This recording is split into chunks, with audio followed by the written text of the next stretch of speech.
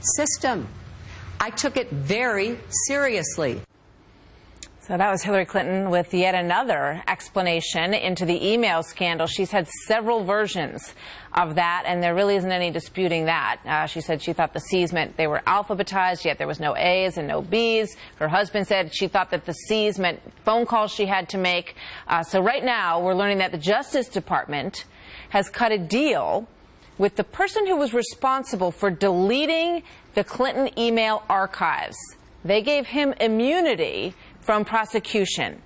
So what do you need to know about that arrangement? Trey Gowdy is a member of the House Oversight Committee and chairman of the House Select Committee on Benghazi, as you know. Chairman Gowdy, good to have you with us this morning. Thank you very much. Yes, ma'am.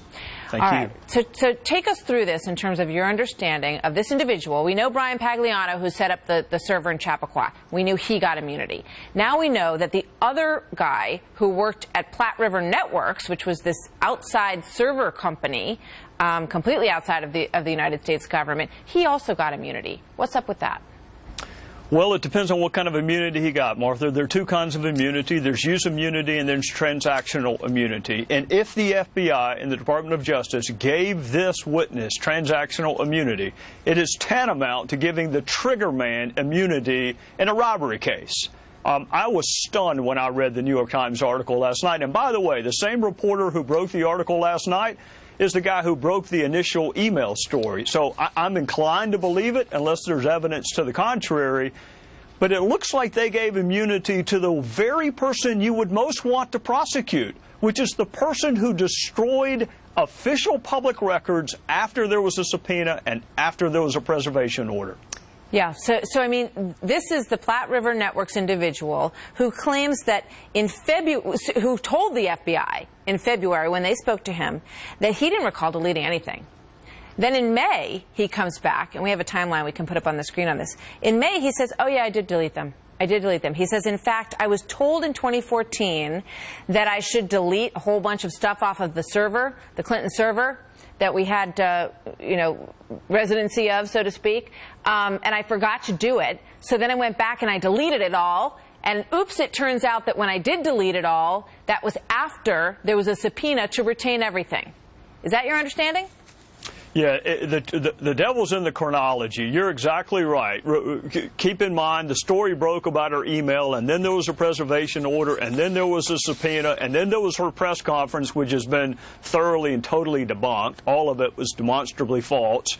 And then there's a conference call between David Kendall, Cheryl Mills, and Platte River. And then emails that have been in existence for 5 years, emails that he's known about at least since December of 2014. He decides to delete. Sui sponte, just all on his own. And that defies logic why some techie in Colorado would, despite a subpoena, despite a preservation order, but after a conference call with David Kendall and Cheryl Mills, decide on his own that he is going to destroy public records. And then you grant this person immunity, which means perhaps that he cannot be prosecuted. The Comey's already said he's not going to prosecute anybody. We need to ask the FBI, what kind of immunity did you give, and why did you give it to the triggerman? Why did you give it to the person who actually destroyed government documents? And then, as you point out, we go back to the words of the FBI Director, James Comey, in July. 3 days after he spoke these words, 3 days after the agents had sat down with Hillary Clinton and basically got up and said to the American people, the evidence showed potential violations of criminal statutes, but that he did not recommend pursuing any charges. He said that they could not find a case that would support bringing criminal charges on these facts, despite the fact that this information would constitute, in many people's minds, an effort to obstruct justice. No? Well, it was an effort to obstruct justice, and of course he said he couldn't make a case because he couldn't prove intent, which is not an element of the offense. And part of the way you prove criminal intent, Martha, is the destruction of evidence, the consciousness of guilt, the multiple false explanations for why you did something, which are legion in this case from Secretary Clinton and others. Even this witness can't get his story straight.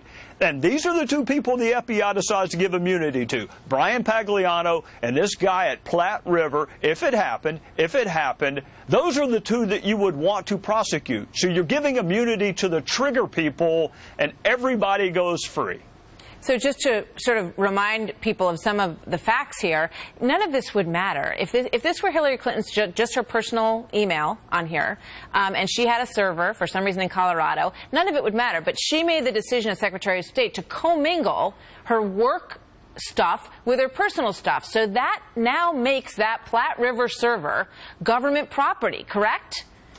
Yes, we could care less about her yoga emails, Martha. Trust me when I tell you that. We don't care about the personal emails. But the work-related emails are government records. That is government property that she decided to handle in a completely unique way. And then when she left the State Department, she didn't return it to the State Department. She kept it. And only after Congress started asking about it did she decide to return some of it. Now we know tens of thousands were deleted. And now we know even after Congress specifically said preserve it, after a conference call with her lawyers, somebody applied a product called Bleach Bit to make sure nobody can ever read it. So why would the FBI be okay with this person destroying evidence? Because they guessed wrong. That's why. They got it wrong. They blew it. They gave immunity to the triggerman.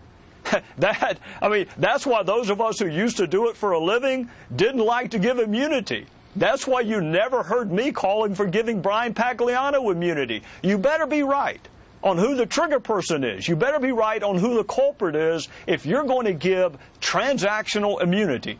And if that's what they did, then they immunized the one person that you would most want to prosecute for the destruction of government records. Yeah. It is frankly stunning. It is stunning, and it is surprising. Usually you would give immunity to people who you would think were giving you information that would allow you to prosecute someone else, right?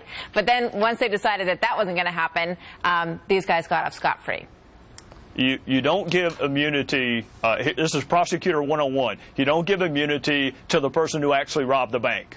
You may want to give it to the getaway driver, you may want to give it to the person who helped them count the money afterwards, but you don't give immunity to the person who walked in and robbed the bank. Yeah. That ain't that complicated, but that's apparently what the FBI did. And we know that James Comey came out with a statement, sort of bolstering what they did and how they arrived at their conclusion the other day, so there is an effort to save face, some might say. It ain't working. It ain't working. All right. Trey Gowdy, thank you. Always good to have you with us, Chairman.